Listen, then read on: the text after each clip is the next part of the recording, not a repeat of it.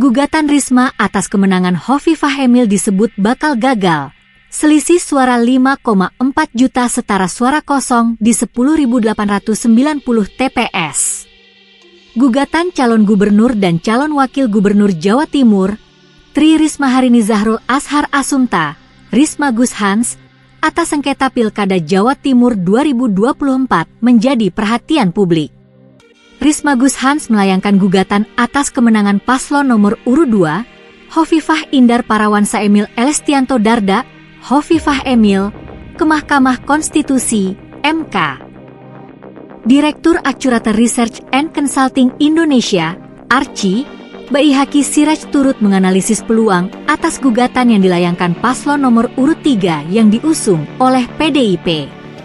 Baihaqi Siraj menilai bahwa gugatan Risma Gus Hans bakal gagal dan tidak akan mengubah hasil rekapitulasi suara yang dimenangkan oleh pasangan Hovifah Emil di Pilgub Jatim 2024. Meski demikian, menurutnya keputusan akhir memang ada di MK dan semua pihak harus menghargai hasil akhir.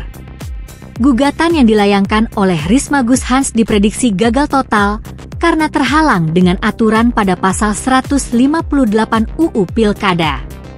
Yang mana pada pasal 158 huruf D tertulis bahwa peserta pilkada di provinsi dengan jumlah penduduk lebih dari 12 juta jiwa bisa mengajukan gugatan jika perbedaan suara sah total dari hasil perhitungan suara oleh KPU provinsi maksimal 0,5%. Sebelumnya Komisi Pemilihan Umum, KPU, Provinsi Jawa Timur telah mengumumkan hasil perolehan suara pada Pilkada Jatim 2024. Pasangan Cagup dan Cawagup Jawa Timur nomor urut 2, Hovifah Emil mendapatkan suara terbanyak dengan 12.192.165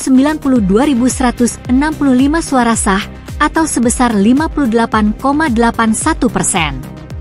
Sementara pasangan Risma Gus Hans hanya bisa meraih 6.743.095 suara sah atau 32,52% dan harus puas di urutan kedua. Bisa dibilang selisih suara antara Risma Gus Hans dengan Hovifah Emil lebih dari 5,4 juta suara atau lebih dari 26% suara. Terkait dengan gugatan yang dilayangkan paslon nomor urut 3 ini, Ketua DPP PDIP Bidang Reformasi Sistem Hukum Nasional, Roni Talapesi mengatakan bahwa pihaknya menemukan 3.900 lembar barang bukti yang diajukan ke MK.